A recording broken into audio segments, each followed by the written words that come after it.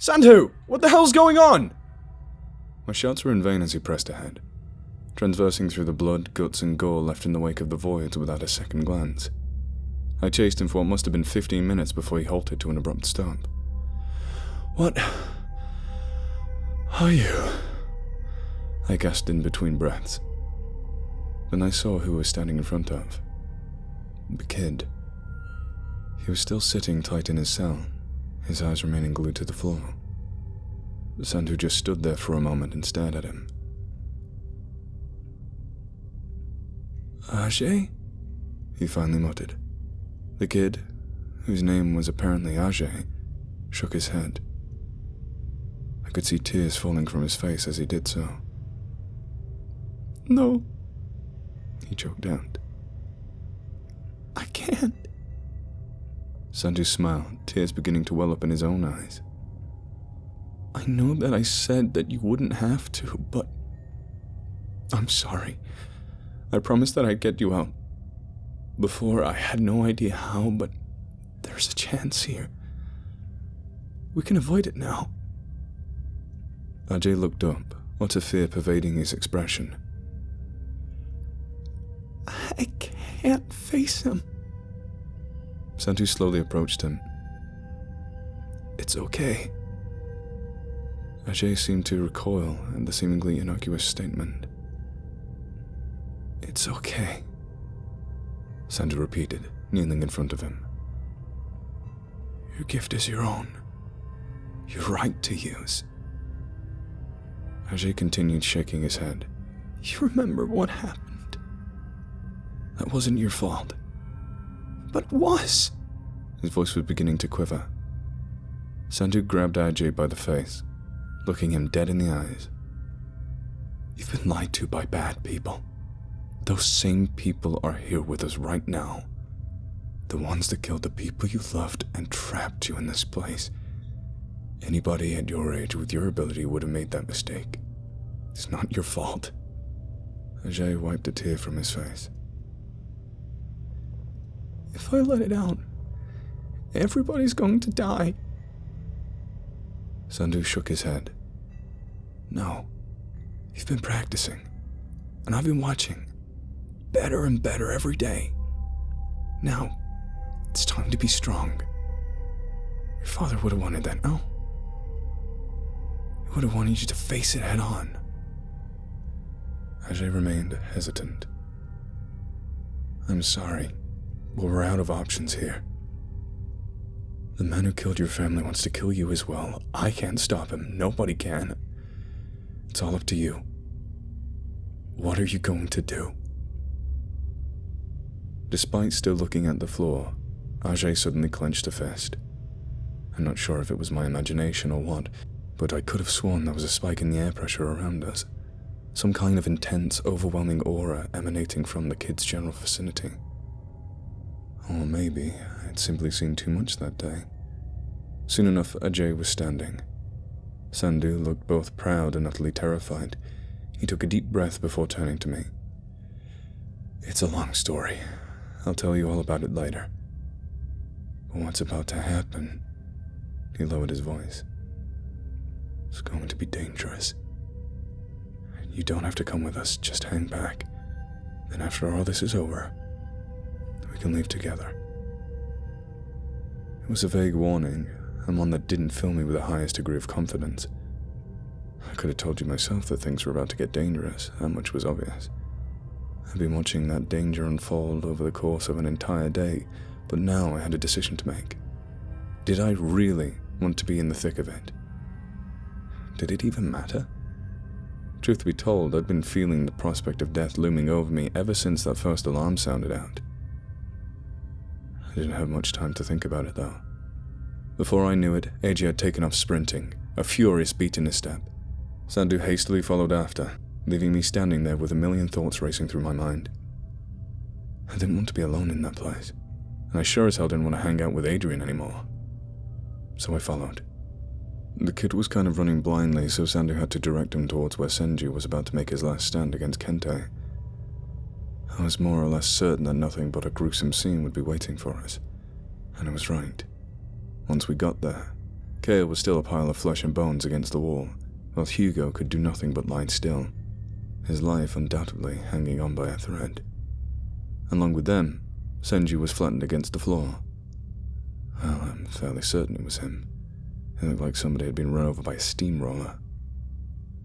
Kale and Hugo both looked beyond sullen, their faces wrought with bitter and painful defeat. You guys come to finish the job? Kale asked us, before letting out a short chuckle. Well, nothing's stopping you. No, I stammered out. Are you guys alright? Stupid question. Top condition, pal. Never been better, Kale responded. Where'd he go? The big psycho dick? He took off. He stretched his neck out, gesturing towards the hallway on the other side of us. Guy didn't even look human when he turned body over there into a pancake. Muttering shit about finishing the job and executing justice. What a fucking clown. Thanks, Sandy muttered before turning to head off. Ajay was also starting to look a bit antsy. Something had certainly changed in his demeanor. Something dark. Wait, hang the fuck on. Are you guys going after him? Aren't you guys like guards or something? How's that gonna work out? And that kid, isn't he? Well, what the hell's going on? Kale called out after us. Well, it's a bit complicated, I responded. But I think it'll work out. I wasn't so confident in reality. Kale scoffed, /chuckled. Right, of course. Well, it's not like I want you guys to lose. Go kick some ass. I smirked back and nodded. But before you leave, do me one favor. Is the priest still alive? He hasn't said anything in a while, but I think I saw him twitching a bit. I looked over at Hugo. Despite his dead expression, he was still blinking every now and then. Yeah, I responded. Kale rested his head on the wall and nodded. Okay, good to know, was all that he said. After that short exchange, we were off running to face the insurmountable wall known as Kenta. While we were looking for him, he sure as hell was looking for us as well. As we moved, I tried to gauge what Sandy was thinking. It wasn't terribly clear from his expression, but I could tell that his conviction in that moment was less than strong. Given what I knew, I could have viewed the situation from a lot of possible angles, many of which would have led to Sandu acting as a less than normal party. But there was lost context here. I knew the guy, and unless he'd been acting all these years, there was only one conclusion I could have reached myself. For the sake of the kid, this was something we had to do. Hell, I never believed for a second that he was malicious in nature. My thoughts were running too fast. Before I knew it, we were standing right in front of Kenta. His suit had been damaged pretty badly, and he had dried blood caked all over him, although I doubted most of it was his own. But besides one of his forearms, he wasn't injured in the slightest, meaning that taking him out was going to be a tall order. But then again, I had no idea what the kid was capable of either. Kente sneered as he walked towards us, his bloodlust seemingly transferring into physical atmosphere around us, putting a dark, sinking feeling into my gut. But all of his attention was on the kid. I found you, he snarled. Sandy looked at Ajay and nodded. Ajay, it's time. No response. In fact, the kid was frozen on the spot, his eyes enlarged in sheer terror. I was afraid something like this was going to happen. Oh shit, Sandy muttered, before shaking Ajay's shoulders. Come on, he's coming towards us. Ajay! Ajay! His voice was getting exponentially more desperate. In reality, this whole move was like a big gamble. Nevertheless, it was a gamble he was definitely aware of beforehand. With their backs against the wall, Sandu stood firm in his promise to protect the kid. He exhaled, before shielding Ajay and getting himself ready for the valiant but futile stand against Kente. You think I won't kill a guard if they stand in the way of justice? Sandu scoffed. No. I think you just kill about anybody, you big fucking psycho. An oversized vein bulged in Kente's neck as he tensed his arm, ready to deliver a head-shattering blow. At that moment, I was simply frozen. I knew that there was nothing I could do. However, as Kente put one foot back in preparation for the strike, a dark, ghost-like hand wrapped itself around his calf before pulling him down and dragging him around. I looked over at the perpetrator. A nightmare-inducing entity resembling a distorted gorilla with bulky, oversized arms.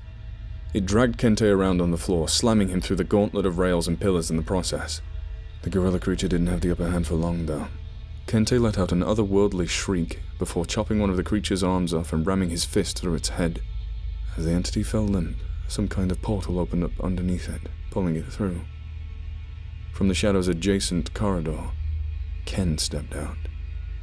"You're not going to make this easy for me, are you, buddy?" he said, grinning. "I always knew you were evil. I just have to eliminate everybody here!" He was slowly but surely devolving into an overpowered, primal, rage-driven beast.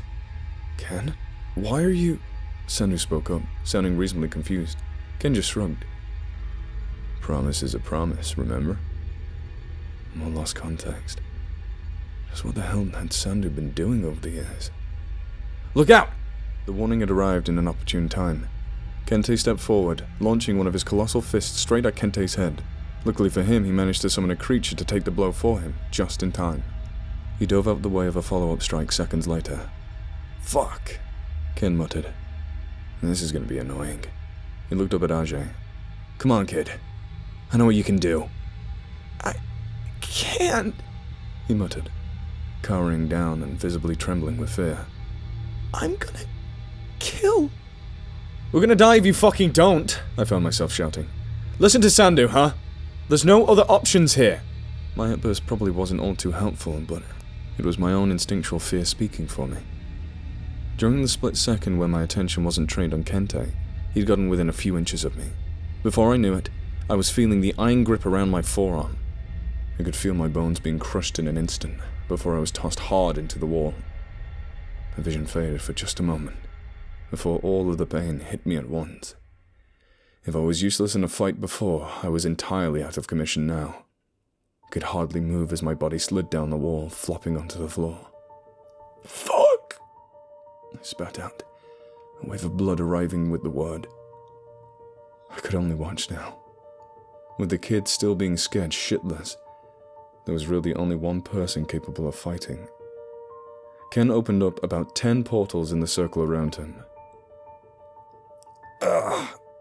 He winced, his forearm veins pulsating like hell, whilst a stream of blood began flowing down from his hairline and nose. "God, I hate doing this." All at once, a petrifying roster of esoteric, incomprehensible entities emerged from each one.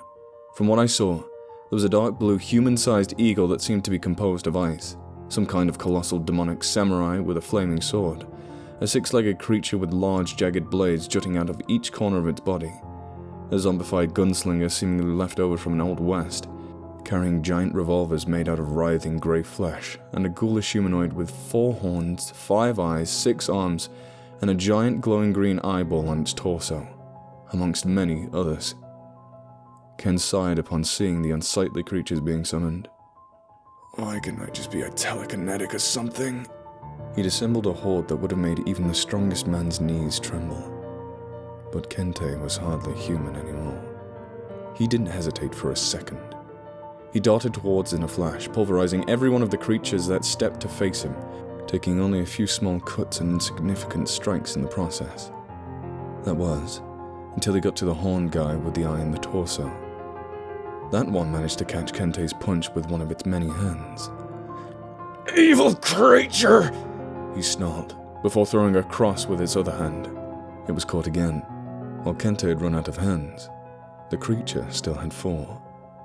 It landed a quad combo of devastating punches to Kente's face and upper chest, causing his head to step back, blood spurting from his eyes and nose. However, his head came back as quickly as it went, drilling into the eye creature's temple and destroying 2 of its eyes. They were both pissed now. They synchronized primal roars, before blasting each other with a series of catastrophic strikes. Neither of them bothered with any defense, or any kind of strategy for that matter. They were simply out to deal as much damage as possible, hitting each other with everything they had. During the exchange, I began noticing something strange about Kente's appearance. He was taking a metric fuck ton of damage for sure, but the difference didn't only stem from his wounds. He was changing. His veins began to squirm underneath his skin, almost like trapped snakes trying to burst out. On top of that, he seemed to be getting bigger. In fact, he'd been getting bigger ever since he fought Wu. I hadn't quite grasped that until now. He towered over Sandu, whom he was only supposed to have 2 inches on. Now, he was even dwarfing the eye creature who'd been comparable size to him minutes ago. What the fuck is this guy? I wondered out loud. Sandu had undoubtedly noticed it as well. I could see his eyes widening in terror at the sight. The creature lowered its head before rushing at Kente horn first. It rammed all 4 of them into his abdomen, managing to dig each of them about an inch deep into his flesh. Kente's roars had also changed. They'd lost any sense of humanity. He was truly in the process of transitioning into a legitimate, bona fide monster. He'd begun drifting away from conventional martial arts. He stuck his fingers out, thrusting 2 of them into the creature's eyes, before gouging them out in a bloody, slimy mess. Without giving an inch, he'd follow up by sinking his teeth into the creature's chest, tearing out chunks of pulsating green flesh. He finished the deadly combination by drilling his knee into the creature's torso eye, taking it out whilst dissolving his own flesh and bones in the process. As he began to collapse, he grabbed the creature by the neck and took it down with him, putting it into a brutal one-legged guillotine choke. He'd exerted so much pressure that its head popped off completely after a few seconds. Ken started to look very worried. With blood still dripping from his nose, he summoned another portal, in which a humanoid squid creature emerged. No use. He was taken out in one swipe by Kente, who blitzed it from a one-legged crawl-run hybrid. Oh fuck, was all that Ken managed to get out before being picked up and slammed savagely onto the floor. That would have been the end for him as well, had he not summoned another portal underneath his back at the last moment, allowing himself to land on the soft body of some kind of creature, as opposed to a hard metal. He rolled away, hardly managing to dodge the follow-up stomp that not only decimated the creature, but the floor itself. Now wheezing and bloody all over, Ken looked up at Sandu, his face twisted in fearful desperation. No, not Sandu. He was looking at the kid. Come on. I know you can do it. The kid's expression didn't waver. No spark returned to his frightened eyes. It's hopeless, I thought to myself. Do your memories really flash before your eyes when you think you're about to die? Well, some of them do. The ones worth remembering, an attempt to justify the way that you lived, the decisions you've made. You come to the daunting realization. You were there, in the midst of the mystery known as life itself. And now, it was all about to fade. As another tear began rolling down the kid's cheek, I could feel one rolling down my own. Ken sighed. I know you're scared, but we don't have any time here. Please. Sandu put his hand up, stopping Ken mid-sentence. He had a stone-like expression on his face. It's happening. Ken looked confused. What?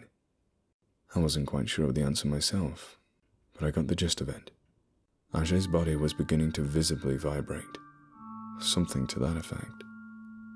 It was starting to slow enough, but seemed to intensify drastically with every passing second. Before long, his body had become a dark, formless, stationary blur. From within that blur, 2 sharp, burning red eyes surfaced. And then, I could feel the floor begin to tremble around me.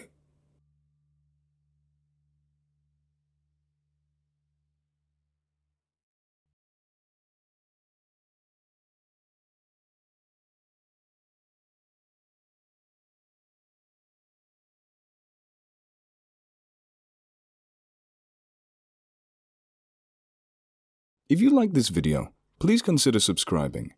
And if you're an animal lover like me, please consider donating to the World Land Trust.